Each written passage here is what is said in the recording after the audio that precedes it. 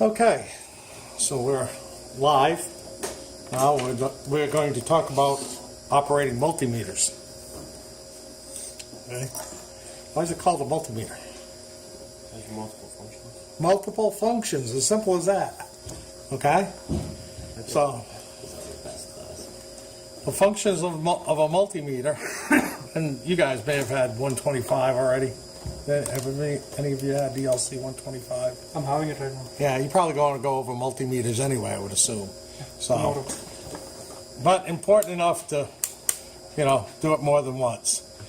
So this particular brand has a selector switch in the middle, all right?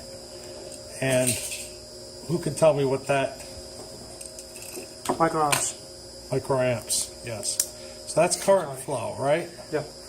So in order to use that, I have to use the common lead, which is right here, and I have to use the microamp milliamp connector. All right. What else do I have to do next? How can I measure amperage? Connected to a load. And I have to have it in series. Series, yeah. So I can't measure amperage in parallel. So I have to disconnect the load, put the ammeter between the feed and the load, and turn the load back on to measure the amperage this way. Okay? Yes. All right. So that's the one that we use for microamps and milliamps, which is current flow. For amperage, I have another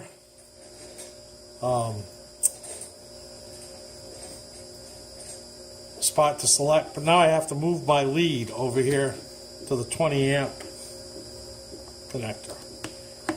I don't want to measure more than 20 amps of current flow with this meter. It's not designed for it. That's why it says 20 amps. Okay? That's a lot of amperage anyway.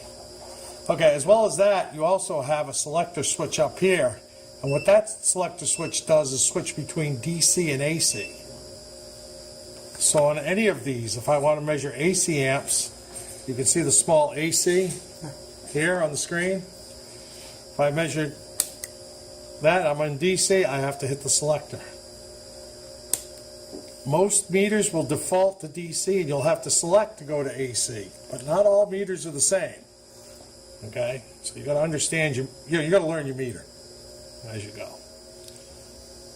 The hold button is if I am taking a reading that's fluctuating a lot and I want to just hold it to write it down, I can just hit the hold button. Then I can take the leads right out, shut it off, it'll hold that number. Okay? Until I hit the hold button again. And it'll release it.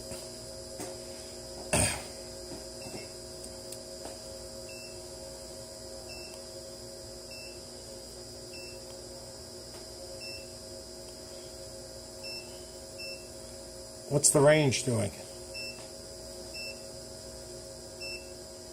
Notice the range is moving the decimal place in and out. Okay?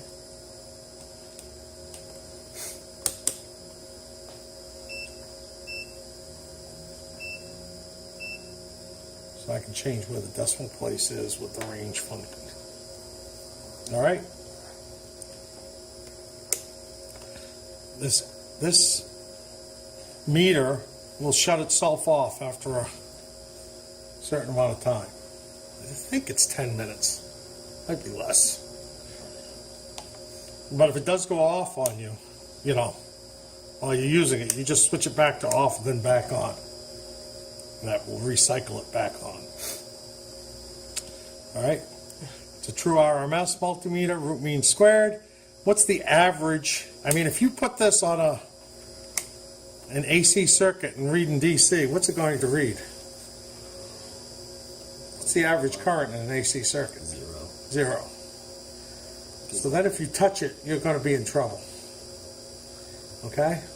So I can't tell you how important it is to make sure you're on the right scale.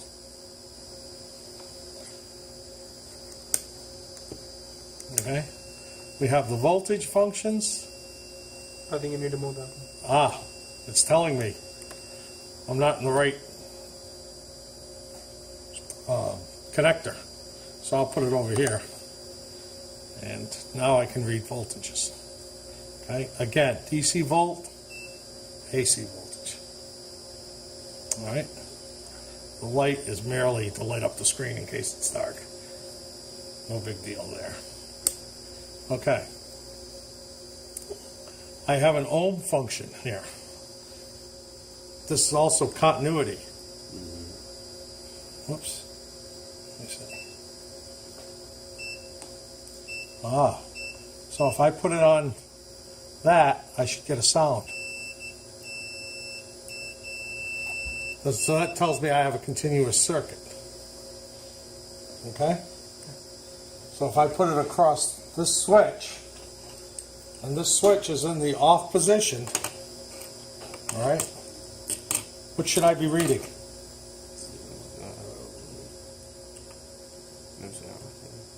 So I don't have any continuity. If I turn the switch on, now I have continuity. The switch is made. Okay? So in order to take an ohm reading, what do I have to do? Switch it off. Well, I have to isolate whatever I'm analyzing from the circuit. I have to take it out of the circuit to get a true ohm reading on. Otherwise, I could be reading through ground and somewhere else. Okay? So you always want to isolate the component from the circuit to ohm it out. All right? If I were to ohm this out,